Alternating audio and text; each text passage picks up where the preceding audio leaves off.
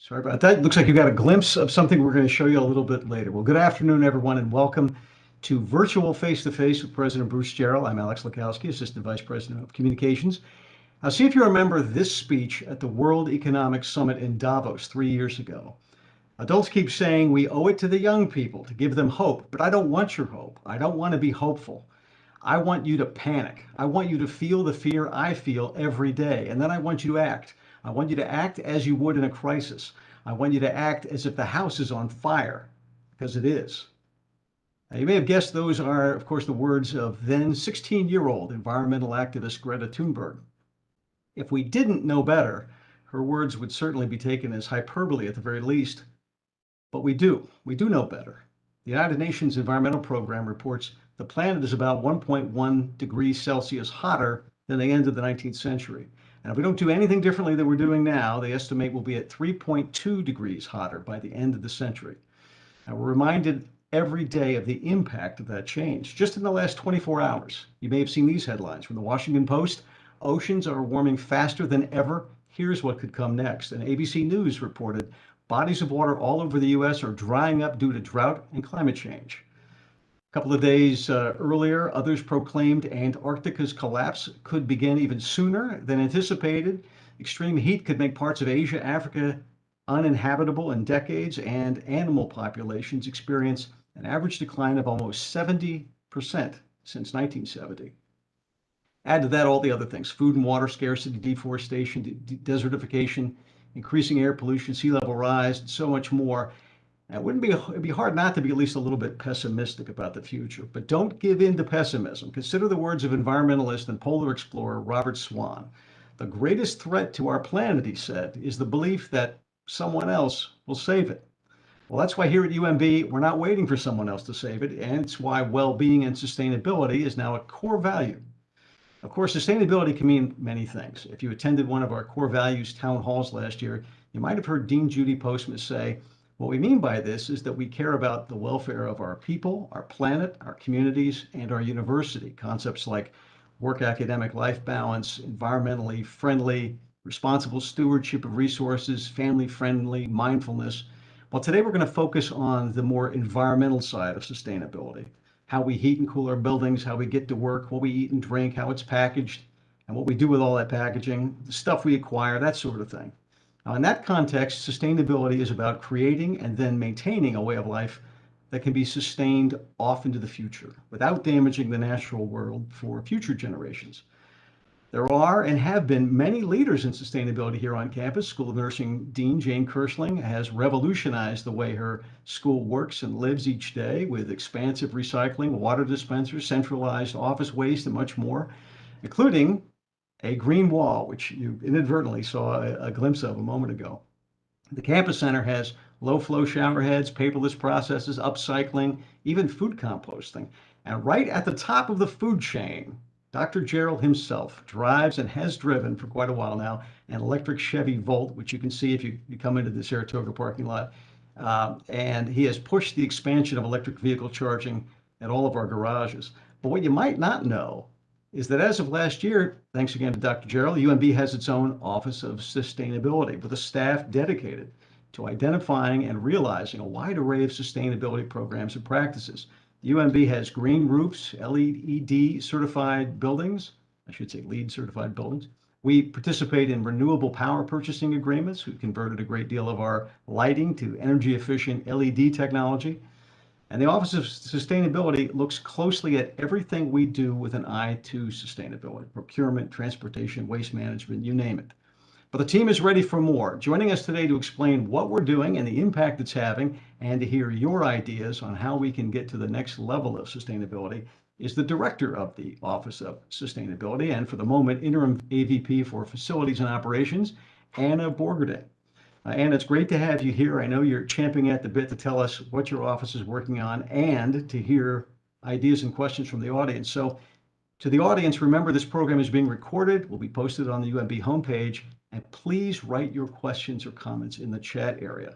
When it's time for your questions, we'll call on you by name and open your mic for you. All you have to do is speak up. Of course, if you do want to remain anonymous, that's okay. Just let me know that. So with all that out of the way, here's your host, electric car driving President Dr. Bruce Gerald. Thanks, Alex, and Anna. Thank you for being here with us. Uh, I do love my electric car. It's not 100% electric. It does have a generator in it, but pretty much all the time I run on electric power. I don't pay attention to the gas prices anymore. And to be honest with you, I get ticked off whenever I go visit someplace and there's no charging station. So you get quite uh, amorous about your car. I never thought I'd think that way, but I do love my car. And I hope that you all consider that with your next purchase. I haven't heard the percentage. Maybe Anna can tell us, but I know the percentage on our roads of electric cars is going up fairly steadily. So with that, maybe I'll give Anna a little bit of time to talk here. In terms of this university, why should we be so focused on sustainability? How can we do that when we got so many other things to worry about? So, Anna, why do we focus on this? So thank you for having me, Alex and Dr. Gerald. I appreciate it. Um, I, we are an institution of higher education, and we are key agents in educating our future leaders and the next generation. So it's imperative that we bring sustainability into everything that we do on the academic side as well as the operations. It has been said that it's the next or the biggest global health crisis, as Alex had mentioned some of those headlines. We are seeing the impacts of the earth warming and what that's doing. And just recently, Hurricane Ian impacting Florida, not just the homes and the livelihoods down there, but also being able to provide critical care, impacting those hospitals and whatnot. I would say that we also need to model decisions found in research that we're conducting.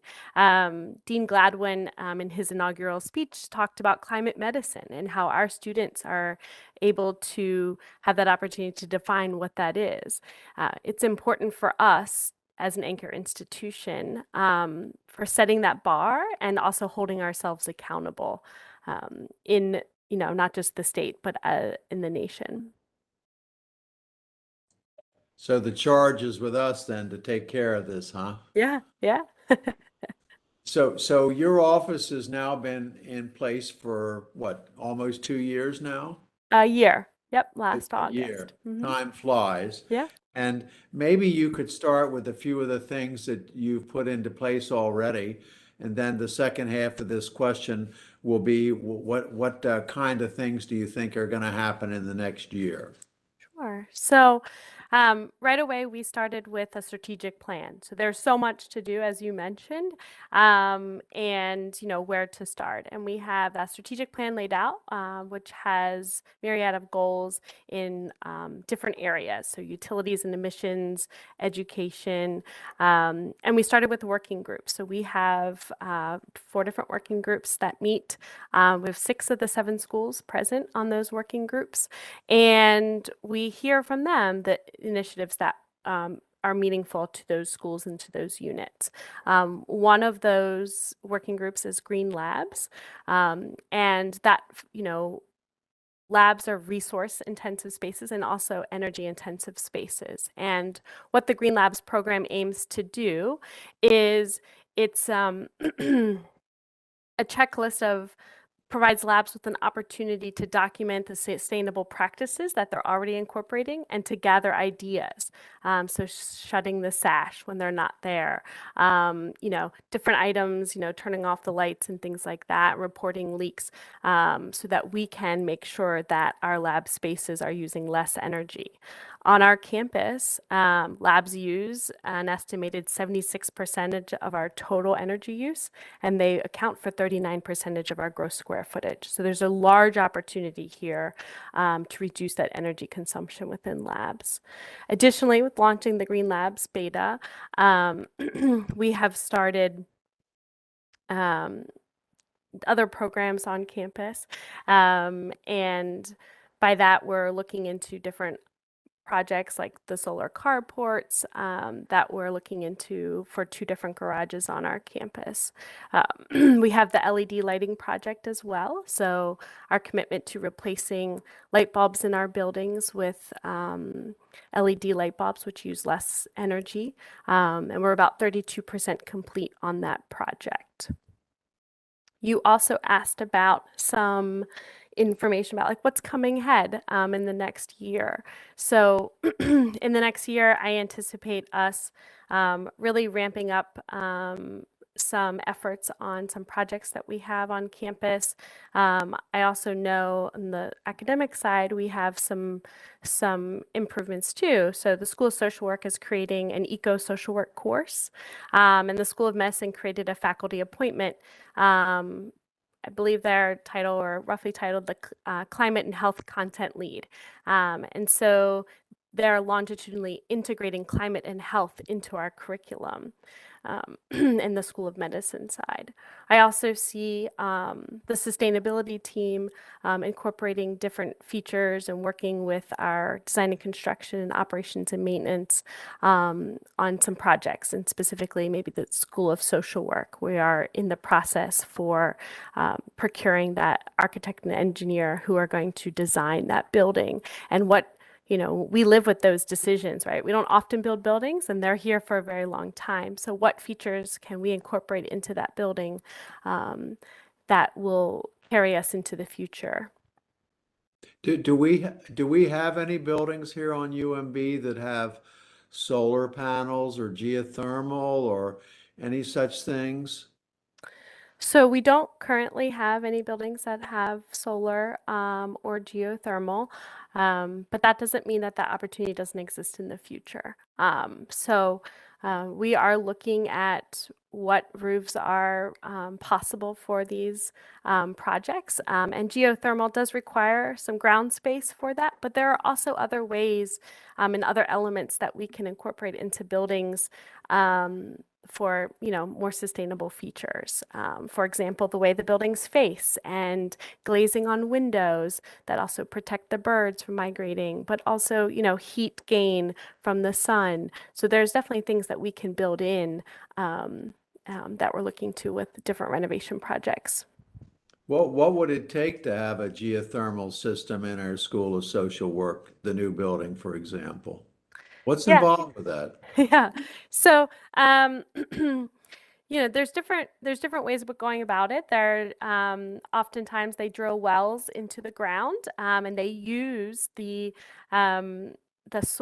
heat source from the earth to heat and cool the building. And sometimes those wells can go down vertically or horizontally. So oftentimes you'll hear of institutions who've in the Midwest, right? Because they have a lot of land, they've drilled wells for like their whole campus or whatnot. And that does entail some making sure that the building, there's enough wells that are drilled to cover the building use, heating and cooling the entire building. We are looking at different other features to include. So there are certain buildings that have boilers. They use natural gas, and converting them to electric where it makes sense. This will also diminish our fossil fuel use on our campus and get us to reducing our greenhouse gas emissions. So it's never quite made sense to me. You switch from fossil fuels to electric. Okay, but the electric has to be generated. So what's the trade-off there? Assuming, well, of course, you tell me how the electricity is generated. It could be nuclear, it could be fossil fuel. So what's the trade-off there when you make that conversion? Yeah, so it's a great question that you bring up, because it's like, oh, we're going to have all these electric cars. We have to charge them somehow. And can the infrastructure handle that? Right now in the PJM territory, our electricity is produced various ways, and some of that is nuclear, some of that is through burning fossil fuels. But I will say that the grid is getting greener. So there are large solar farms being built, some over landfill sites. We are part of power purchase agreements and a couple of solar farms with other USM institutions, and that electricity does feed into the grid. And so it is greening. So the more that's fed in by these renewable sources, the less that's needed to be produced by burning those fossil fuels. There are other trade-offs as well in regards to, everything coming from one source, right? But there is ways to build in duplicity and, how we do that as a campus. Yeah, I know in my car, I would always do the calculation based upon the price of gas. Of course, I have to look at the signs for the price of gas because I don't buy much of it anymore. But it seemed to me that it was about a 4-to-1 ratio. So it would cost me 3 or 4 times as much on gasoline as it would on electricity. Yeah. And Alex, I know you've got a 100% electric car. So I guess there's no trade-off for you, is there? You don't have a choice. No, although I was telling Anna before the show, my kids like to mock my car sometimes because I have to stop more frequently to charge up. But it's worth it, and it makes me a more mindful driver.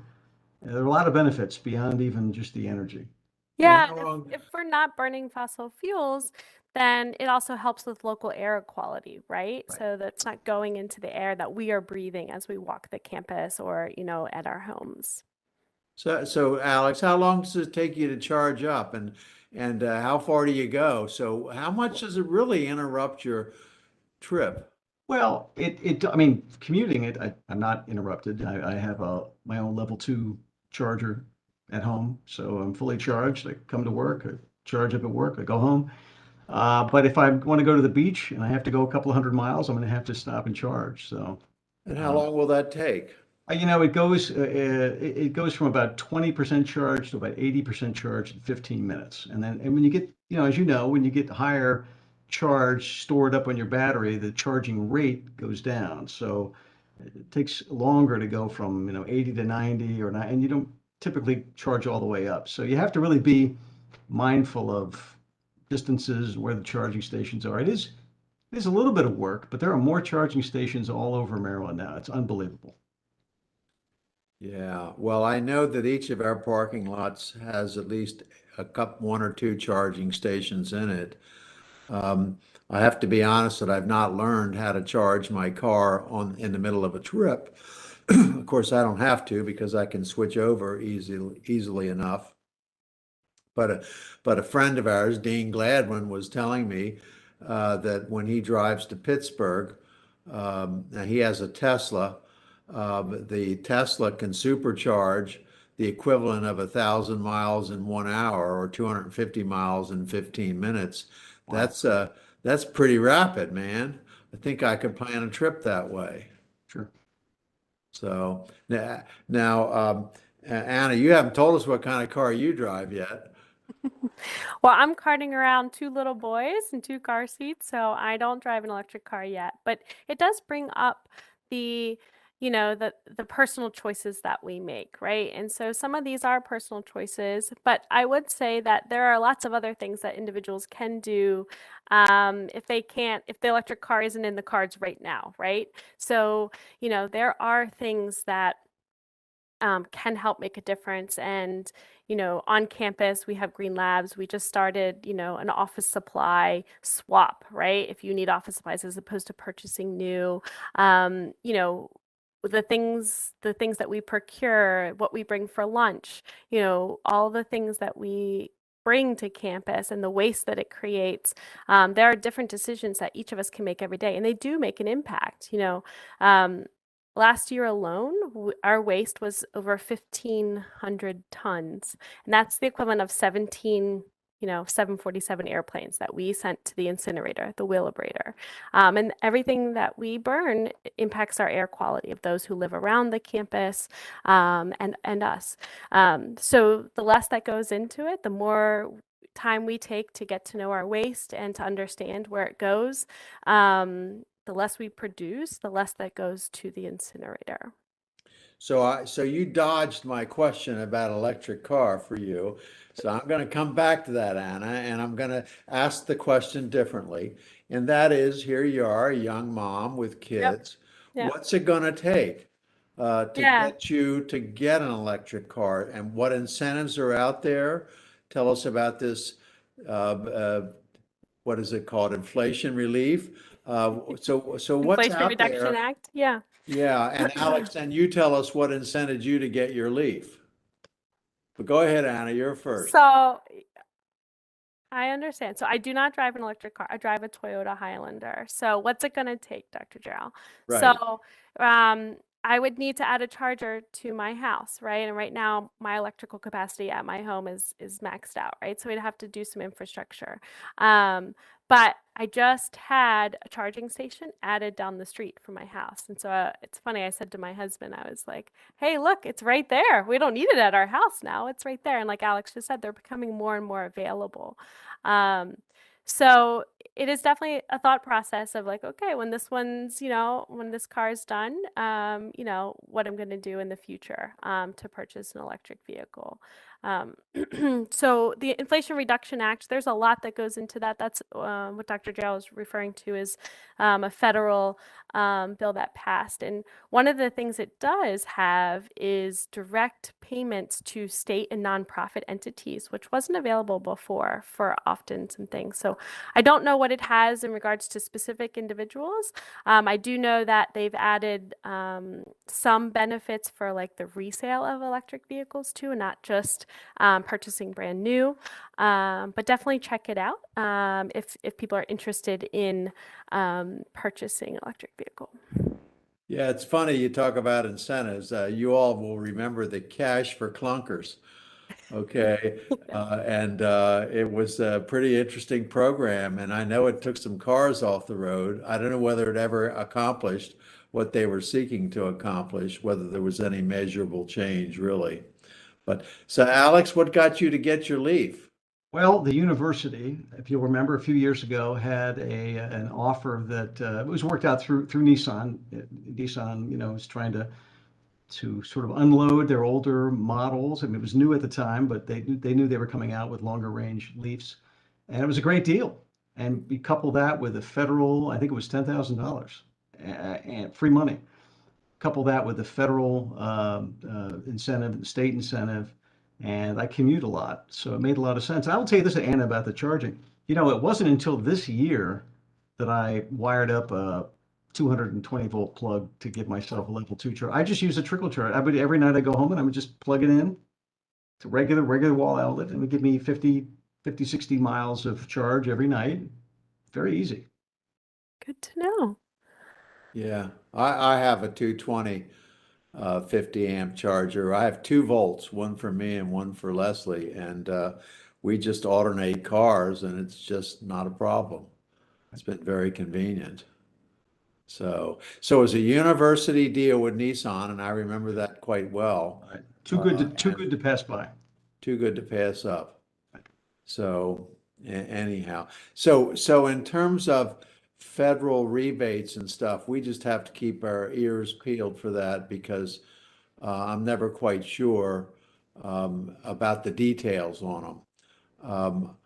In any event, Anna, I've always been sort of amazed at how much electricity UMB does use, and that it uses more than any system campus except College Park. Okay, and the state is sort of incenting us. Incenting is in quotes because I think it's got a sharp edge to it. Incenting us to reduce our fossil fuel electricity. So tell us about that and tell us about the penalties and also what we're trying to do to catch up with this. Yeah. So just this past spring, Maryland passed one of the most aggressive or progressive, I should say, legislative bills, which is called Climate Solutions Now. And in that bill, there's quite a variety of requirements for state entities and for the state. And it's calling for the state of Maryland to be net zero greenhouse gas emissions by 2045. So what does that mean? So we burn fossil fuels to produce electricity. We burn fossil fuels in our fleet vehicles. We need to curb that and not by 2045. Additionally, our buildings have to also meet a certain standard and reduce the greenhouse gas emissions in those buildings as well. So you're right, we're playing catch up, but it is a great opportunity for UMB. So we have a plan to have a consultant come and create a plan for how to decarbonize our buildings. Luckily, we don't have a lot of buildings on fossil fuel on gas, natural gas. However, we do have steam, and steam is produced by burning fossil fuels on our campus. So with that, we have benchmarks of the buildings and the fleet. We have to convert our fleet to electric vehicles for certain vehicles, and as well as purchase our electricity, 75% of our electricity from renewable sources. I'm happy to say that by the end of this calendar year, it'll be the first year that we will have reached 100% renewable, our electricity from 100% renewable sources. That's a big deal for UMB. And, we're not going to stop there. We're going to keep going. And that's made through 3 power purchase agreements and by purchasing renewable energy credits. I didn't know you'd gotten that high. How'd you get that high? We're getting there. We're getting there. So, how do we get that high? It's people asking and pushing, right? We have students coming to campus, and they are advocating in Annapolis for this legislation. Our students. We have faculty members coming and saying, "How can we do more?" And I think the appetite is right on our campus. We are, really starting to see more curious questioning, I call it, and why are we doing things this way? Why was it done this way? And let's find a different way. That curiosity, even just from one of our own staff members. So we hired 2 new staff members for the Office of Sustainability, and within a couple of weeks, they were like, "Why are we selling our cardboard? Or why are we, giving our cardboard away? We could be getting a rebate for that." And so we changed vendors. We're getting a rebate for the cardboard that we recycle on campus. It is being recycled, and that now funds our specialty recycling for batteries, for the film, for other things that we can then recycle. So that's where that curiosity can get us. And I'm encouraging that all over campus.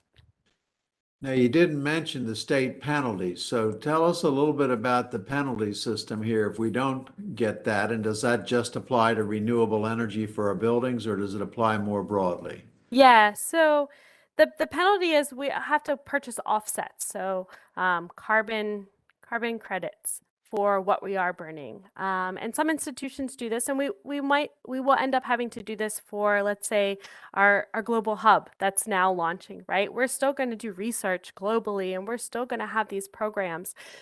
And so, by flying to these places, we're burning jet fuel, and that's a fossil fuel. And so we're going to have to purchase carbon credits for that, and invest in, a forest that's, reducing all of those greenhouse gas emissions. So there will be penalties per se, an investment to offset those if we don't reach those targets. Yes. So we'll have a baggage fee and we'll have a renewable energy fee when we buy tickets from now on. Is that going to happen? The carbon offset, yeah. A carbon offset, yeah, they get you coming and going, don't they? But I would say it's for the better, right? We want this world, and we're sort of, wanted to go on the right trajectory, and that's important. During the pandemic, where did people go? They went to parks, they went outside, they went, to all these different places, and we need to protect that and to build that. Gotcha.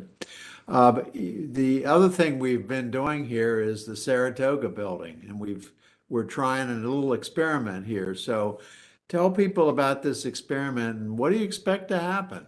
Yeah.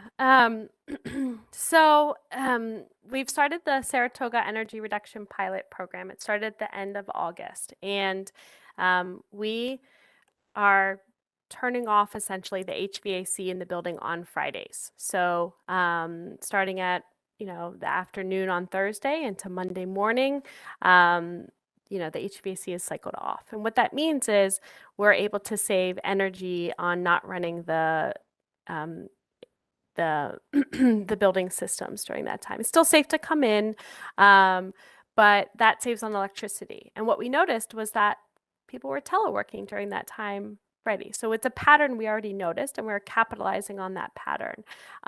What I will say is that our electricity rate, probably similar to yours at home, has increased 70% in the last year. So this savings alone, um, will already help us on what we purchase, which is, we are a large purchaser of electricity, like you had mentioned.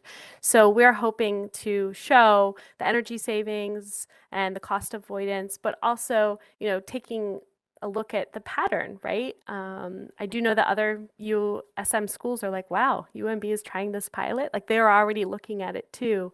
And other institutions incorporate times where they, adjust the building systems during winter breaks, holidays, sometimes some summers, things like that.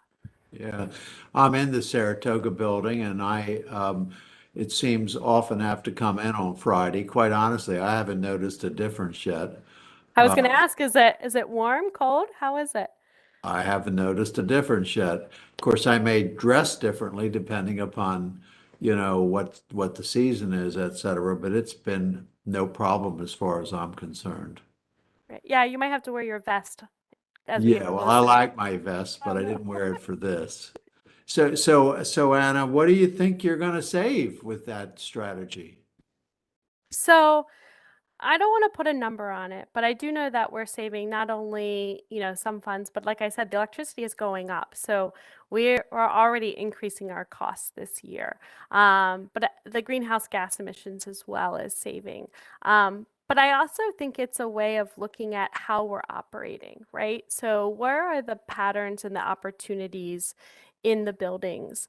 And can we try something? And what is that like? And I'm gonna, write down your note that you didn't really notice. So, right. So, and so how can we try other things on campus, and, sort of implement and not be afraid to try, right? So we are tracking it, and we do plan to have a meeting with those in the building to discuss what we've learned, throughout the pilot. And so stay tuned. Yeah, I will, and I'm obviously enthusiastic about this. I don't know how far it can go. I know in Saratoga, it just has not been a disruption for me. And of course, you've got these two different things colliding, don't you? Because you've also got the telework kind of movement, and if you align those two, that could be a very good thing. And of course, as everybody will guess, alignment's not easy. So, for example, in the Saratoga building, we also have the Maryland Poison Center.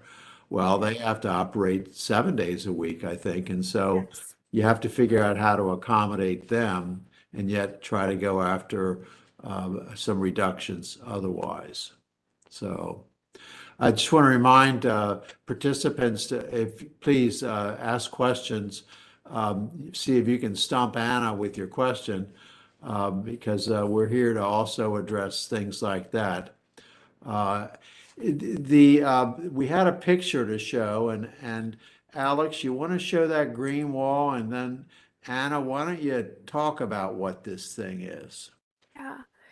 So the green wall is a great example of how the decisions that we make or are able to make on our campus, how we can incorporate well-being and sustainability into those. So the School of Nursing was conducting a renovation, and I know Dean Kirschling has been a huge advocate for sustainability, and with wanted to put in a green wall, not only as a showpiece, but it also has a psychological effect on individuals and calming effect. Plants do.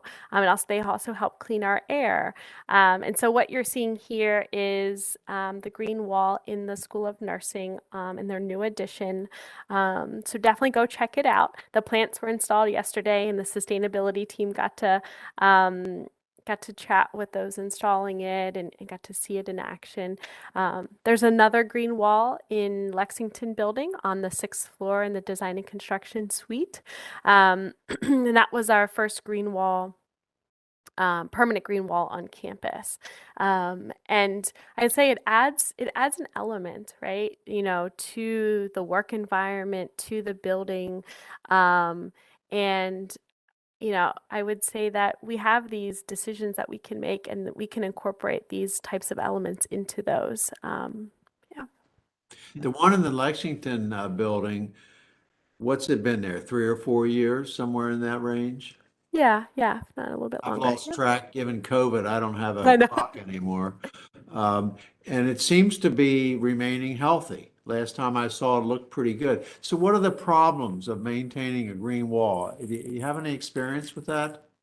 So they do have to be maintained pretty regularly. I know we have a vendor come out every 2 weeks.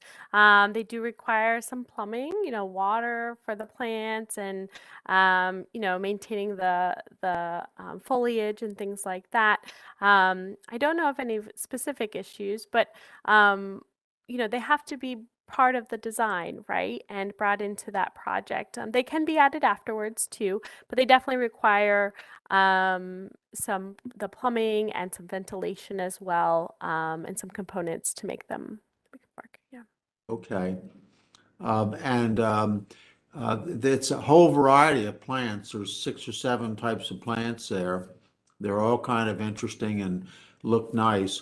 As part of that location, there's also going to be a wall that's going to have a School of Nursing student and I think maybe faculty and staff artwork from the 1807 magazine. So it's going to be a very nice environment. I may have to go over there myself to relax and get away from it all. Plus, the air is cleaner, right? The green walls filter the air.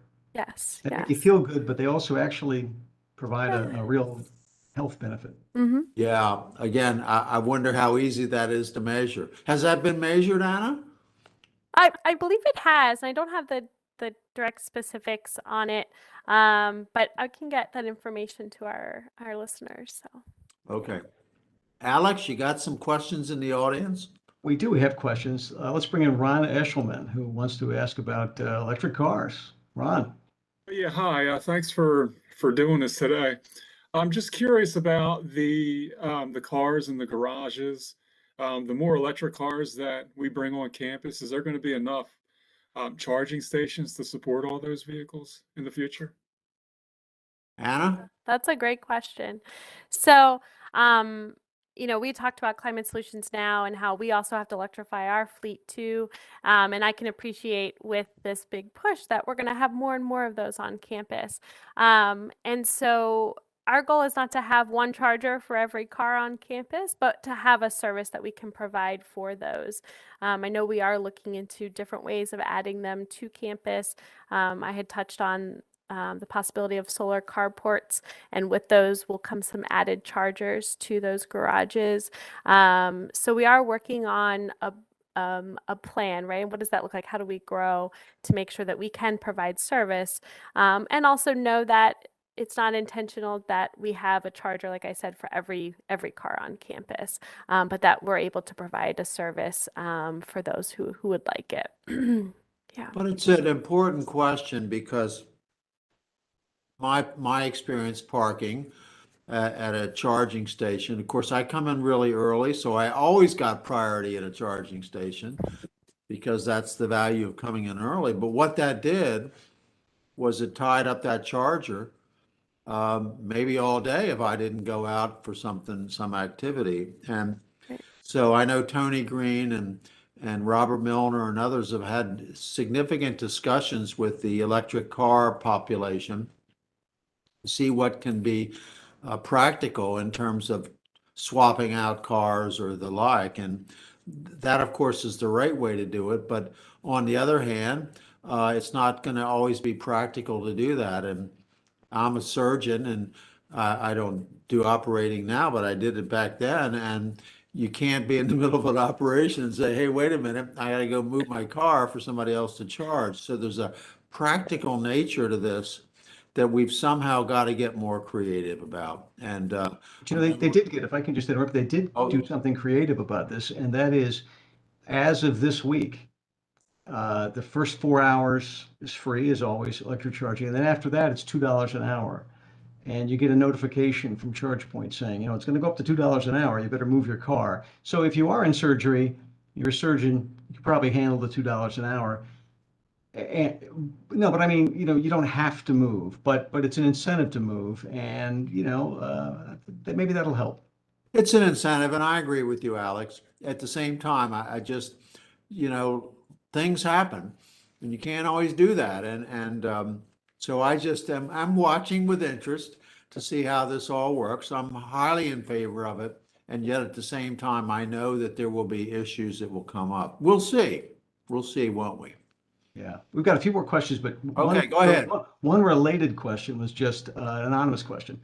Are we going to do something with incentives for electric cars or hybrid cars anytime soon? Is there any thought to do that again?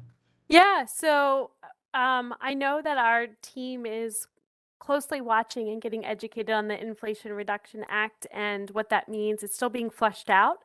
And so if there are opportunities for us to provide a benefit to UMB, we will absolutely do that. Just like anybody can sign up for community solar and receive 10% off the base rate of their electricity, that is a current benefit. So we are watching for that. And if it becomes available, that's definitely something that we would champion.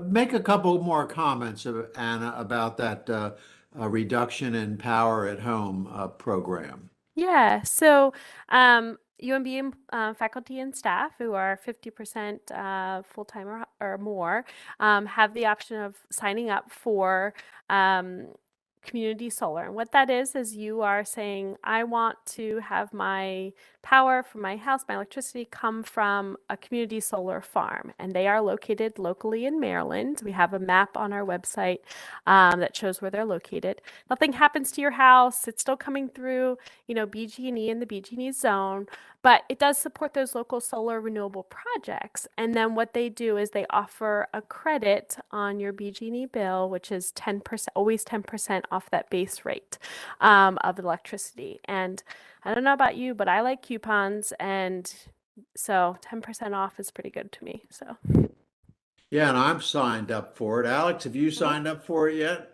Well, I'm not in the BGE zone. Oh, I really? don't think I can do it. Yeah. yeah. So this is so Pennsylvania, West Virginia, Well, just even the other side of the bay, you can't. just the other side of the Yeah, bay. yeah. So I wish I could, but I can't do that. So Anna, we got to do more to work on that one as well. And this was a joint program that UMMC had put together also, and we joined in. That sound Yeah, right? so they we have our own program. They had a different you know, program that they have launched to their staff. Their program isn't available to their staff yet, so ours is. But yes, we are working with the same vendor. Yep. Gotcha. Okay, Alex, got another one? All right, let's bring in Jill Sullivan. Jill, what do you want to say? You. Hi, can you hear me? Yeah, Yep. absolutely. Go ahead. I am a tireless recycling advocate, and when I was at nursing, we had signs over every light switch saying, "Please turn off the lights when you leave." And I ran around the building, at least on my floor, turning lights off because people just it didn't click. They saw the sign, they didn't do anything about it. So I guess my question is, and then recycling and actually doing it properly. So what can the university do to repeatedly, I think you have to repeat the message over and over to make people realize the significance and importance of recycling properly. Don't put your dirty napkin in with the glass, you know. personally, I'll put signs up anywhere, assuming I get permission from my new supervisor, but I'm wondering what else the school can do to support the idea. Oh, Jill, I'm so glad that you brought this up. So we are embarking on a self-service initiative across campus. So you had mentioned the School of Nursing, and Alex mentioned earlier, the School of Nursing has what's called a self-service model. And what it entails is individuals take their waste and their recycling to a common 3-bin system. So we have paper recycling, we have mixed recycling, then we have trash. And what that does is a couple of things. It reduces the amount of liners in trash cans. So right now, every office space or space on campus has a trash can with a liner, a plastic liner. And the School of Nursing pilot program actually reduced the amount of liners going to the incinerator by almost 500,000 a year. It's a huge impact. So it allows people to get up from their desk, right, or their workstation and move a little bit more of that well-being, and pay attention to what you're sorting, right? So if you are aware of the waste that you're producing or disposing of, oftentimes that helps. There's research that shows that it helps that you'll sort it more properly. With the self-service waste initiative, we are also standardizing the signage that goes with the bins around campus. So yes, Dr. Jarrell, I'm going to come around and take away your trash can, but we're going to have standard bins, standard signs Here in you our are. buildings across in our bins across campus. And you were right, Jill, that consistent messaging is very helpful, and we need to do that across our whole campus. We also have the new recycling center that's about to come online. That will help the back end, our environmental services staff, and the processing of that recycling. We are currently recycling on campus, and we will continue to recycle on campus. We will also be bringing back the composting of our animal bedding, which is huge. We produce more animal bedding than anything else on campus because we're a large research institution. And so you can, if you have questions, you can request a recycling little presentation from our team. They'll come to your team meetings, they'll come to your building if people have questions. We're also doing waste audits. I think they were just at the library this week to see what people are throwing away and what they're disposing of in the wrong bins, and so we can start to educate and pinpoint to be more targeted with increasing our recycling rate. And not many people know, as the institution, we have a goal to recycle set by the state, and currently we are not meeting that goal, but this will increase that effort. Yeah, Jill, I go home every night and I get in trouble because I put it in the wrong bin. And it's just so difficult to keep it all straight as to what goes where, but we're making a major effort to do that. But it's a challenge. I have to say it's a challenge.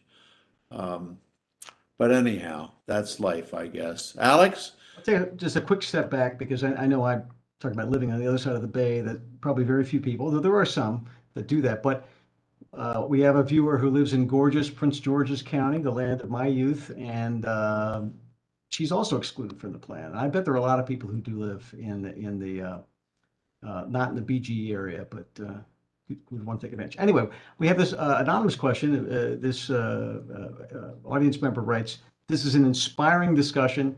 She says, you sort of touched on this, but Anna, can you lay out a few accessible, tangible things that students can do on and off campus who want to get involved in sustainability and also maybe live more sustainable lives? What can they Yes. really do? Yeah. So if they're interested in getting more involved on campus, we have right now Campus Sustainability Month. There's a lot of different programs going on right now on campus. They can reach out to our sustainability office.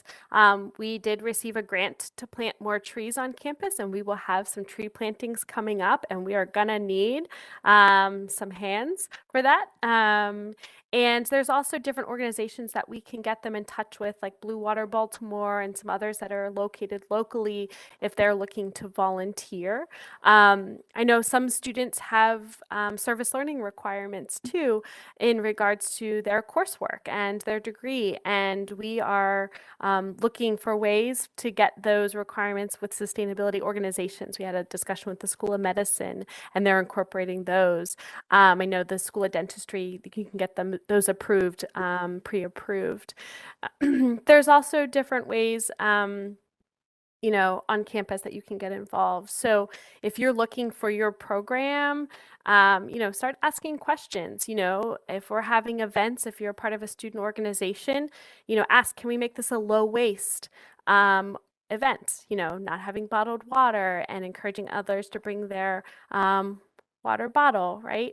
Reusable water bottle. So we have lots of different resources on the sustainability website for students to get involved. We also have a newsletter so that they can sign up for and learn about what's happening, and to keep tab on the projects that are also going on. So there's definitely some tangible ways.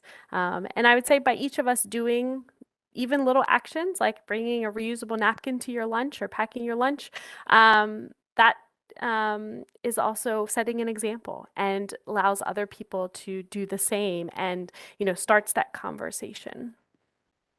But Anna, all these things seem so small. I mean, even 500,000 plastic trash can liners seems so small. How do you get scale on all of this? Yeah. So that School of Nursing example is how we made the presentation. And we said, look, if we did this across campus, across 60 buildings, that 500,000 will grow into millions of landers not going to, right? And if we are condensing our waste, then that's how you start that scale. But you start small, right? So that's the first step. And you start with what you can sustain, and then you get bigger. And then so we have lofty goals, but we're definitely, okay, let's start here and keep going. But I'm sure you'll remind the people how impatient I am on this, because I think it's such an important topic. And we've not been in this way of thinking for some time, and we need to shift gears, into high speed on this. Yeah, you're absolutely right. And I can appreciate your impatience. We, for the longest time, I think UMB was sitting back and waiting. Let's see how other institutions do it. And now we've seen it, and now we can do it. And we are pushing, and we are setting to accomplish those goals. So stay tuned. Alex, you got another question? We have a bunch of them. Oh, okay. We do, yeah. This is a little off, but sometimes there are unintended consequences. Someone asks, what's been the impact on the EVS staff? The School of Nursing recycling, has that lessened their work, or has it impacted them somehow?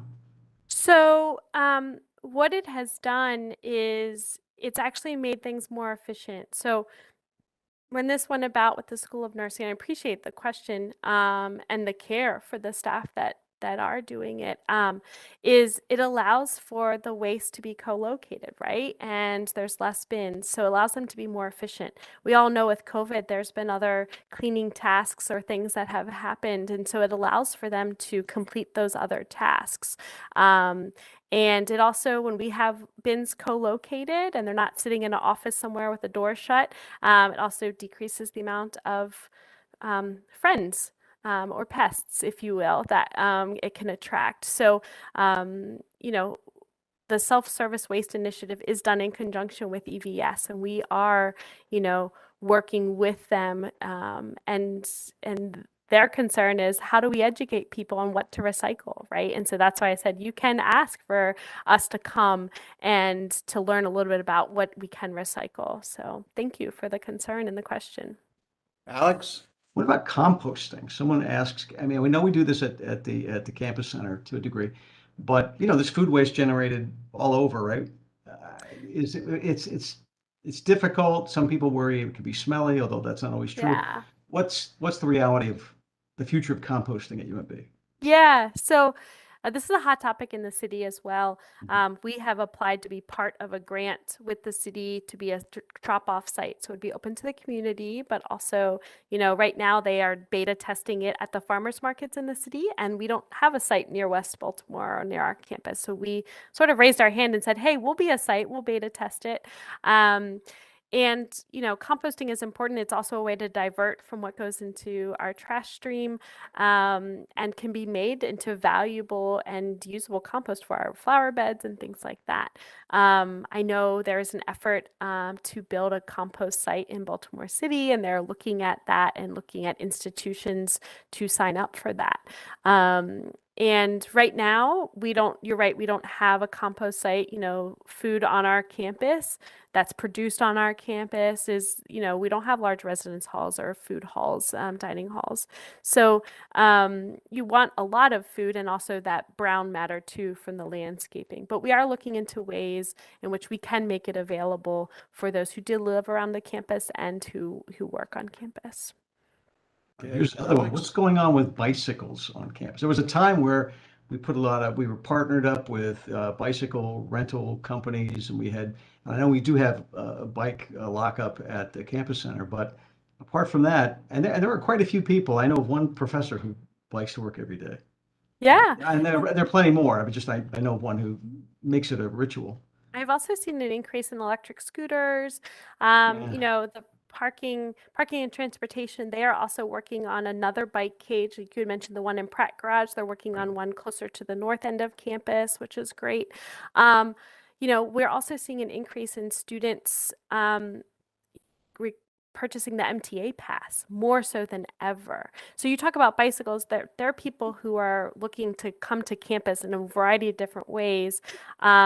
We don't currently have a bicycle like rental, whatnot, but we are mapping out bicycle racks on campus, and we had just applied for bicycle friendly university, and we're hoping to be awarded that as well, and how we can make it more bicycle friendly and pedestrian friendly on campus. That was one of the big things in the facilities master plan that we're working on the final draft of.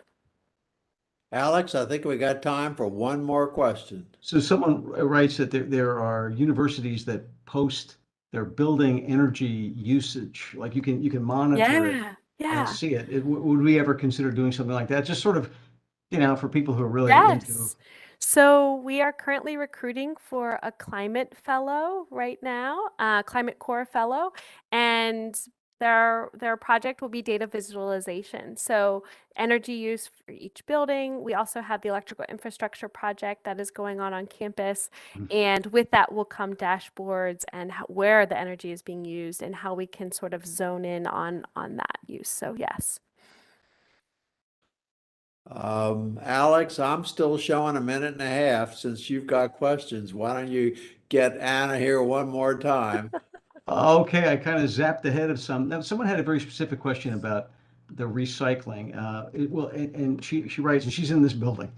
She writes, will facilities have a recycle pickup in each building to take to the new building, to the new recycling center? And how would we get the recycling materials there? I mean, how's this going to work? Yeah. So right now it's picked up by our EVS staff and will continue to be. And then based on location of buildings, it will be put on a truck that goes to the new recycling center or That's a different paper, right? location. Isn't that just paper? To the recycling center. Yes, we have a different location for the mixed recycling, which we're looking at. So a different place for that dumpster, so then they can come pick it up. Yep. So. Well, this has been sort of fun, Anna. I'm still impatient, but things are moving along, aren't they? And your office is brand new and already having an impact. Obviously, we need to keep the pressure up and keep the public relations part of this in the forefront of people's mind because it really is an important topic. So I thank you for being here with us, Alex. Again, thank you. And for those who were in the audience, thank you for attending this important topic. So with that, thank you all. See you next time. Take care. Thank you.